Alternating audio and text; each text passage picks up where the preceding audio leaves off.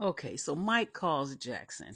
And listen, I love it when Mike is like being rough with people and going in on them, but I just really want him to ease off of Jackson. Okay, he was just in there kind of looking out for things for Bunny, and now Mike's got him going like 100%, like from 0 to 100. And he's scared and he's worried. And I just really feel bad for him and I want Mike to ease up on him. I really do. But Mike's going off like, answer your damn phone, and you didn't answer your phone. It's your third time calling. And he was telling me, he's like, it's hard. The warden's got me doing other things. And Mike was like, I can't believe you chose to be a prison guard. He said, I didn't choose it. I was placed, and I just feel for him. So anyway, Mike just told him to keep an eye out. He does tell him though that the warden had him tossing the cells of Bunny's crew, and that Roberto's crew is fine. So Mike does know there's some favoritism going on, and he's starting to suspect the warden. Mike and Bunny are on the roof as usual.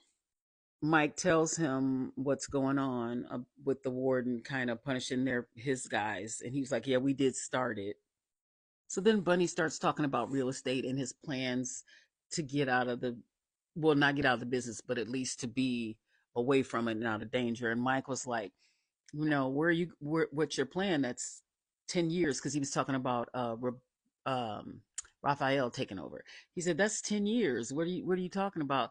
He said, it's good to have a plan, but you need to deal with what's happening now. He said, I hear you talking, but I see you talking, but I hear Frank Moses. And so Bunny didn't like that. Bunny was like, Frank is not a ventriloquist. And he really didn't care for it. And Mike was like, that's fine, have a plan, have a way out, but you need to deal with what's going on now because what's going on now is serious. And Bunny gets it, he understands it. He then tells Mike, he should have a plan too. And Mike was like, where am I going? I'm not going anywhere. Evelyn wakes up to Mike by her bedside. This is when he said, or she said, I thought I was dead to you. And he said, well, I just don't want anybody else to kill you. And she said, do you forgive me? And he said, no, absolutely not. I don't forgive you. He still tries to tell her to relax and talk her out of what's happened to her going after, I guess, Ian. He doesn't say Ian, but he's trying to get her to kind of relax for a little bit. And she said she's going home tomorrow, so she's back at it. Meanwhile, Jackson, our little Jackson that I'm worried about, is walking outside and he bumps into the deputy mayor, Torres.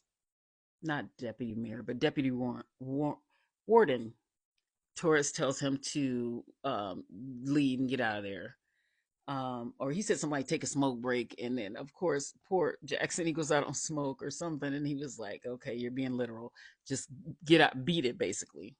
So Jackson walks off, but then he comes back to peek to see what they're doing, and I'm like, "Oh Lord!" He sees that they're getting something out of the fuel tankers, which is drugs, I'm sure. And while he's looking, I swear I was like, "Okay, you see now, run, go." I didn't want him to turn around and see him because that would be like the end of him. He does walk off, but then he calls Mike. I don't know why he didn't wait till he got in his car to call him, but anyway, he's walking off on the phone telling Mike what he sees, and Mike told him, "Good job." So I either think maybe they're making him so meek and mild because he's going to turn into a badass. That's what I'm thinking. He might. So at the bar, they're at the bar, and Mike and Ian are talking, and Ian asks how Evelyn's doing, and then he tells Mike, "I got a lead on the witness," and Mike said, "Well, this time don't take a serial killer with you." So Stevie comes over and he is talking to Ian, and he was like, "How's your diabetic cat?" And Ian kind of forgot he told that lie. Then he tried to pick it back up, and then Stevie's like, "You don't have a diabetic cat." So Ian tells him, that that was him with Evelyn, and Stevie's like, "What?" And he said, "Well, I didn't try. I wasn't gonna kill her." He said, "I would have threw it in. I threw it in the passenger seat." So Stevie's like, "Oh my God, when is this gonna end?" And Ian's like, "When we're dead," like all this crooked cop stuff. So Bunny shows up at Frank's and they're talking, and there's more of Frank being all, you need to do this, and we're gonna do this, and this is what you do, and he's got a little coin collection. Again, I'm waiting for him to pop out and be a badass. I know it's coming. Um, but the other thing that's been bothering me, this guy. and I mentioned him before, Bunny's driver. Now, either he is, they keep panning to him, and he always has this look on his face, like almost like he's resenting Bunny. And I think I mentioned that before.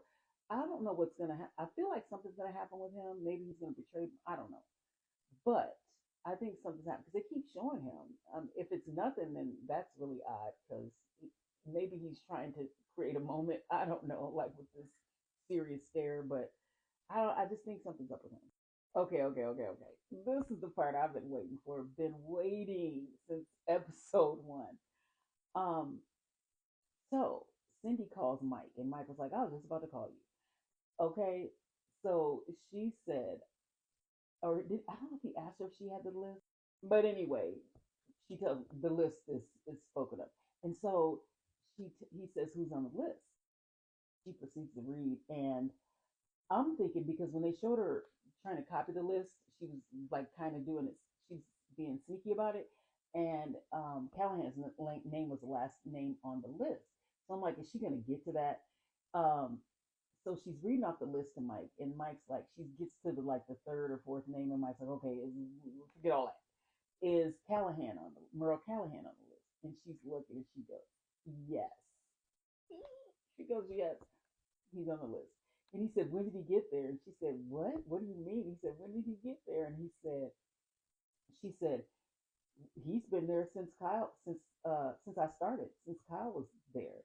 He's in the cell right next to him. Mike was like, what? What? He's been in there with him for I don't know how many days, like is it 5 days, 4 or 5? And I didn't know it, and he's in the cell right next to him. When I tell you I've been waiting for this. Mike tells Cindy, burn the list, burn the list. And then she says something like, I'm not gonna, I don't know what she's about to say, but he told her to burn that list. I wonder, she's probably not gonna do it because, I mean, it wouldn't be a show if she burned the list. But anyway, I'm so happy that happened, and I cannot wait to the next episode because, oh, Mike was mad. Now, who's he gonna take it out on? Carney's gone. Um, I mean, there's nobody he can take it out on. I don't think he can be mad about. So what he's gonna do is talk to Kyle, right? He's gonna go see Kyle. This is what I think is gonna happen. He's gonna go see Kyle, and then Kyle's gonna be like, "You look, you don't know what it's like in here. It's me in here by myself. You have no idea what it's like, Mike. To have, I think even though Kyle should know better, I think that's how that conversation is gonna go, and I think he's gonna walk away mad at Mike. I really do. So we'll see, but come back next week.